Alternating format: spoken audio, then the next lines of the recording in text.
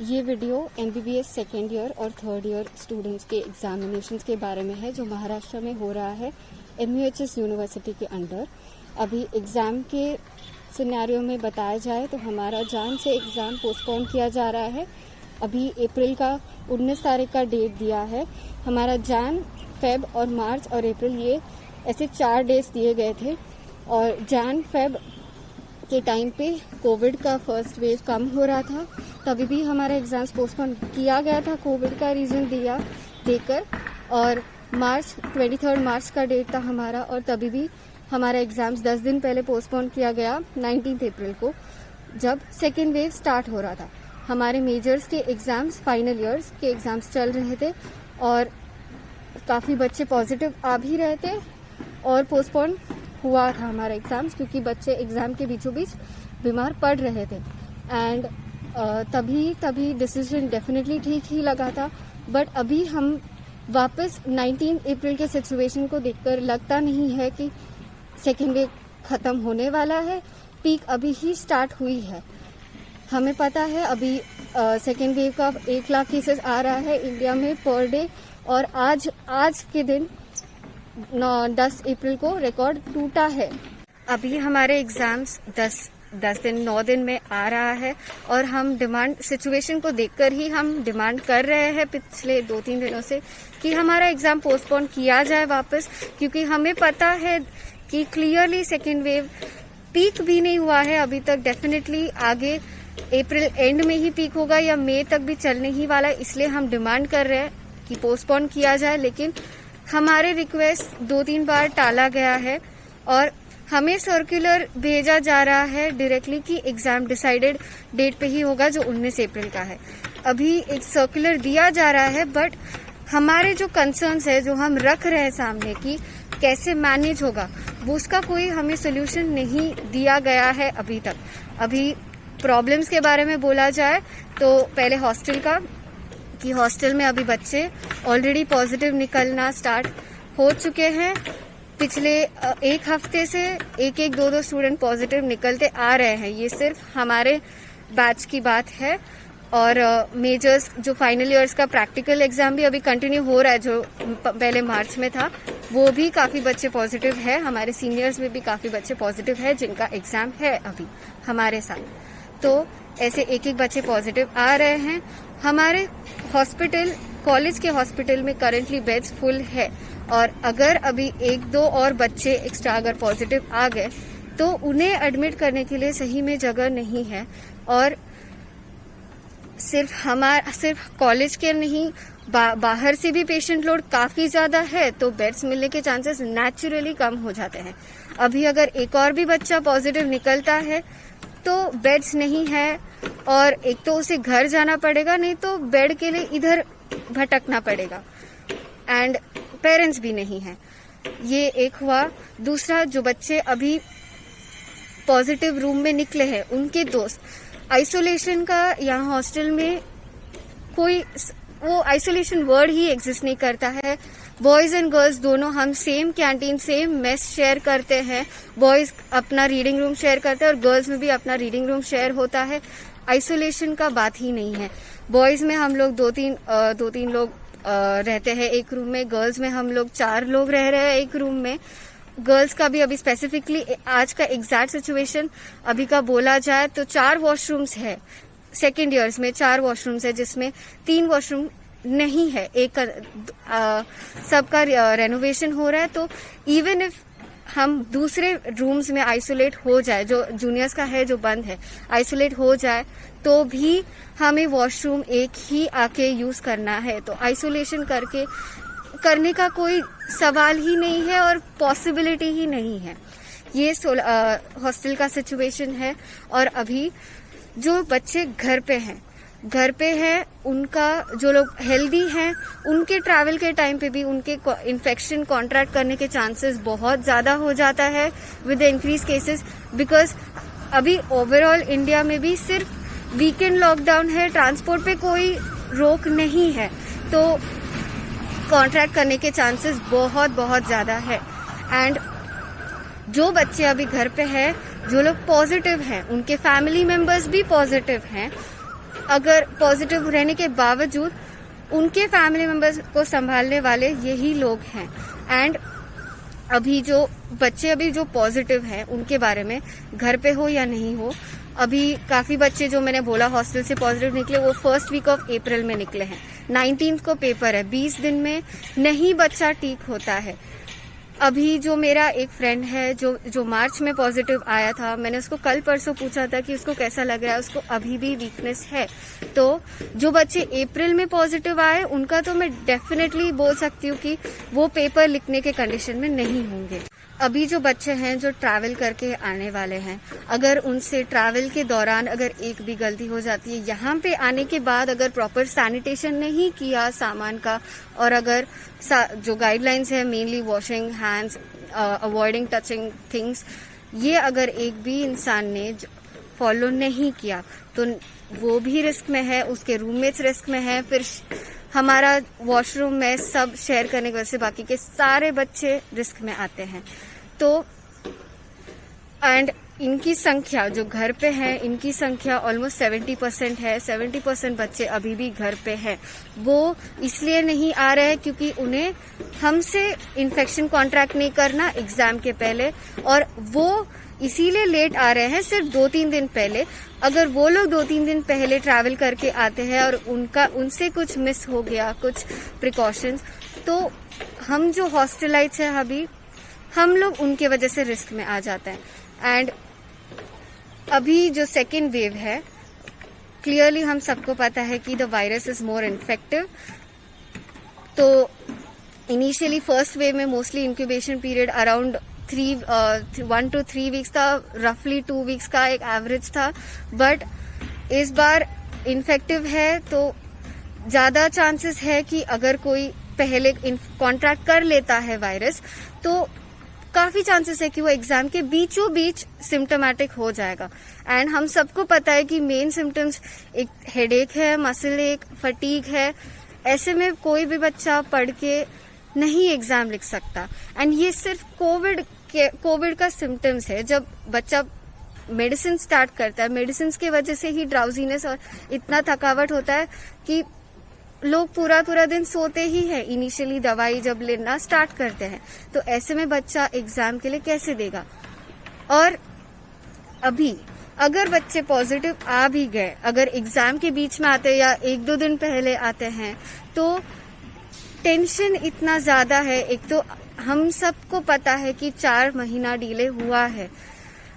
अभी भी हम एक्चुअली देखा तो नहीं चाहते हैं कि और डिले हो करिकुलम वाइज, लेकिन हम अभी पोस्टपोन इसीलिए मांग रहे हैं क्योंकि एज आई सेड जो बच्चे हॉस्पिटलाइज है, जो जिन घर पे है और पॉजिटिव है, वो लोग बीमार होने की वजह से नहीं दे पाएंगे। एंड तीसरे जो बच्चे बीचों बीच पॉजिटिव आएंगे उनको बचे कुचे पेपर्स छोड़ना ही पड़ेगा, और उनको नहीं पता अगली बार एग्जाम कब होने वाला है, सप्लीमेंट्री एग्जाम कब होने वाला है। उनके लिए ना ही कोई इंफॉर्मेशन दिया है कि क्या किया जाएगा, तो वो टेंशन में है क्योंकि उनके पास कोई अश्योरेंस नहीं है कि अभी 19 अप्रैल को नहीं दिया तो क्या होगा। एंड ये सब होने के बावजूद भी मेन कंसर्न ये है कि अपना हेल्थ है। तो इतना ज्यादा केसेस आ रहा है, अभी 1 लाख इंडिया में है, 60,000 महाराष्ट्र में पर डे आ रहा है with a lot of deaths. कोई रीजन नहीं बनता है कि हम एक एग्जाम के लिए अपना जान इतना ज्यादा जोखिम में डालें, एंड जो काफी रिस्की है। And also let me tell you, second wave का यंग अडल्ट को ही ज्यादा अफेक्ट होता है। एंड हमने खुद हमारे कॉलेज के जो बैचमेट्स हैं, सीनियर्स हैं, उनमें देखा है कि इनिशियली सब लोग ठीक रहते हैं, उनको कोई ज्यादा तकलीफ नहीं होती है, सडनली उन्हें सिवियर लंग इन्वॉल्वमेंट वाले सिम्टम्स आते हैं। तो सडन सिवियरिटी है तभी बच्चा एडमिट करना ही पड़ता है। हम ये नहीं बोल सकते कि वो आइसोलेशन में रखा जाए और फिर साथ ही में एग्जाम दे पाए, नहीं दे पाएगा क्योंकि उसका उतना स्टैमिना भी होना चाहिए पढ़ने के लिए एंड एग्जाम देने के लिए।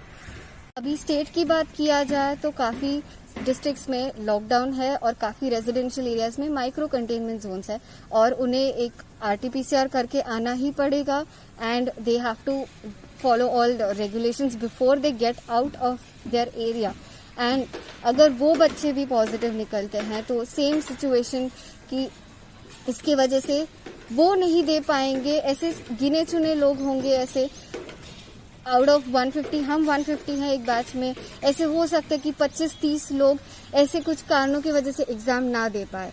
एंड साथ में as I have already said बहुत रिस्क है। ये 25-30 पहले से रीजंस होंगे, उनमें से कोई आ गया और बच्चे अगर एग्जाम के बीचों बीच बीमार पड़ते हैं और बच्चे ऐड होंगे जो एग्जाम नहीं दे पाएंगे, which can almost go to 75 out of 150, which is all 50% of our batchmates. तो ये सिर्फ हमारा नहीं, बाकी भी जगहों पे होने के चांसेस है ही। तो इतने बच्चों का लॉस कराने में कोई पॉइंट नहीं है।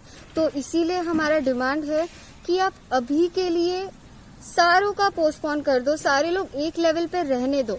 जो जो बच्चे अभी नहीं ही दे सकते कोविड की वजह से, उन्हें एक फेयर चांस मिले हमारे साथ एग्जाम्स देने के लिए, क्योंकि अभी हमारा हो गया तो पता नहीं उनका कब होगा। ये कंसर्न उनके दिमाग में बार बार है।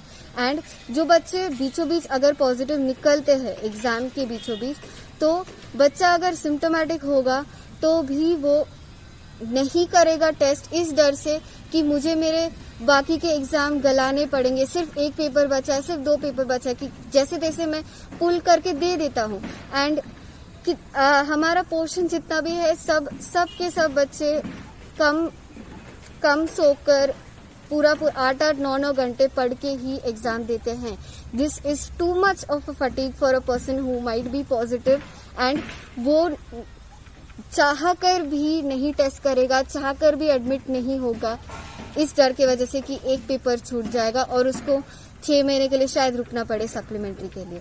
ये जो भी हमने हॉस्टल की परिस्थिति के बारे में बोला, ये सिर्फ हमारे कॉलेज का है, बट सिमिलर सिचुएशन महाराष्ट्र के सारे कॉलेजेस में है। हर कॉलेज में 10-15 लोग पॉजिटिव है, करेंटली एडमिट है, ट्रीट हो रहे हैं। और हमारे कॉलेज में एग्जैक्ट नंबर दिया जाए तो 26 लोग पॉजिटिव आए हैं। हमें पता चला कि औरंगाबाद में अराउंड 50 स्टूडेंट्स पॉजिटिव आए हैं। अकोला के काफ़ी बच्चे कुछ हफ्तों पहले 89 स्टूडेंट्स पॉजिटिव थे, और बाकी सारे कॉलेजेस में जिनका नाम नहीं लिया है वहाँ पे 10-12 बच्चे पॉजिटिव है ही। और अगर एग्जाम्स होगा, बच्चे और जगह से आके हॉस्टल में रहने लगेंगे एग्जाम के लिए, तो ये नंबर बढ़ने ही वाला है। हमारे पास क्या कैपेसिटी है ये सिचुएशन को हैंडल करने की, क्लियरली नहीं दिख रहा है, और अगर है तो भी हमें बताया नहीं जा रहा है। तो इस सिचुएशन में हम कैसे निश्चिंत होके पढ़ाई करें, या फिर कैसे निश्चिंत होके एग्जाम के लिए अपीयर हो, जब हमारे पास कोई गारंटी नहीं है। इंफॉर्मेशन दिया है कि क्या किया जाएगा, तो वो टेंशन में है, क्योंकि उनके पास कोई अश्योरेंस नहीं है कि अभी 19 अप्रैल को नहीं दिया तो क्या होगा। एंड ये सब होने के बावजूद भी मेन कंसर्न ये है कि अपना हेल्थ है, तो इतना ज्यादा केसेस आ रहा है। अभी 1 लाख इंडिया में है, 60,000 महाराष्ट्र में पर डे आ रहा है with a lot of deaths. कोई रीजन नहीं बनता है कि हम एक एग्जाम के लिए अपना जान इतना ज्यादा जोखिम में डालें, एंड जो काफी रिस्की है। And also let me tell you, second wave का यंग अडल्ट को ही ज्यादा अफेक्ट होता है। एंड हमने खुद हमारे कॉलेज के जो बैचमेट्स हैं, सीनियर्स हैं, उनमें देखा है कि इनिशियली सब लोग ठीक रहते हैं, उनको कोई ज्यादा तकलीफ नहीं होती है, सडनली उन्हें सिवियर लंग इन्वॉल्वमेंट वाले सिम्टम्स आते हैं। तो सडन सिवियरिटी है तभी बच्चा एडमिट करना ही पड़ता है। हम ये नहीं बोल सकते कि वो आइसोलेशन में रखा जाए और फिर साथ ही में एग्जाम दे पाए, नहीं दे पाएगा, क्योंकि उसका उतना स्टैमिना भी होना चाहिए पढ़ने के लिए एंड एग्जाम देने के लिए। 2-3 दिन से जो हम कोशिशें कर रहे हैं उसमें हमें एक ट्वीट के थ्रू बताया गया है कि उन्हें ऑर्डर नहीं मिला है फ्रॉम एनएमसी जो नेशनल लेवल पे है, उनसे ऑर्डर नहीं मिला है हमारा एग्जाम पोस्टपोन होने का। अभी एनएमसी नेशनल लेवल पे है, अगर मध्य प्रदेश का एग्जाम्स पोस्टपोन हो सकता है तो हमारा भी उसी लॉजिक के थ्रू हो सकता है पोस्टपोन, एंड हमारे काफ़ी रिक्वेस्ट देकर हो चुके हैं, हमने अपने प्रॉब्लम्स रखा है, बट वापस से अभी तक ना ही हम जो डिमांड कर रहे हैं वो हमें दिया गया है, ना ही हमारे जो प्रॉब्लम्स है उनको ढंग से एड्रेस करके सोल्यूशन दिया गया है। और हम भी डिमांड इसीलिए कर रहे हैं क्योंकि हमें पता है कि इस सोल्यूशन इसके लिए निकलवाना भी काफ़ी मुश्किल है। तो instead of that the easier solution right now definitely is to postpone our exams. अभी पोस्टपोन की बात है, जो एग्जैक्ट सोल्यूशन की बात है कि आप अभी के लिए जब तक सेकेंड वेव नीचे नहीं आ जाता अब तब तक के लिए पोस्टपोन कर दीजिए, आप हमें डेट नहीं दीजिएगा। अभी जो हमारा सोल्यूशन और डिमांड जो है वो है एग्जाम पोस्टपोन करने का। हम ये रिक्वेस्ट करते हैं कि आप तभी तक कर दीजिएगा जब कोविड का सेकेंड वेव के केसेस एक लेवल के नीचे नहीं आ जाता है।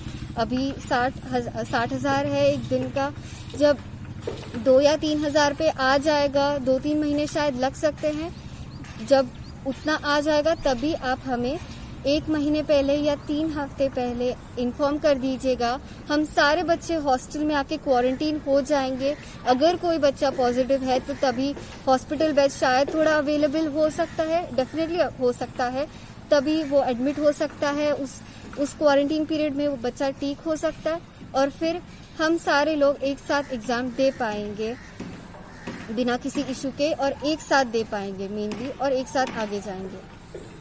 मेरी सिंसियर रिक्वेस्ट है हमारे चीफ मिनिस्टर से और मेडिकल एजुकेशन मिनिस्टर से और MUHS के सारे हेड से कि आप हमारे प्रॉब्लम्स सुनिएगा। और हमने आपको हर जगह पे कांटेक्ट किया है, आप तक इन्फॉर्मेशन आया है, मेल के थ्रू, ट्विटर के थ्रू आया है, एंड बाकी मिनिस्टर्स के थ्रू भी हमने आपको पहुंचाने की कोशिश की है। तो आप प्लीज़ वो ध्यान से पढ़िएगा और हमें एक सोल्यूशन दीजिए। और ये सिर्फ सेकेंड वेव कम होने तक के लिए हम वेट करना चाहते हैं please, because we see that the second wave is infecting young adults more, and हमारे हेल्थ को प्लीज़ प्रायोरिटी दीजिए हमारे एग्ज़ाम्स के ऊपर और हमें एक अच्छा सोल्यूशन दीजिए। शुक्रिया। This is from Solapur, second year MBBS student.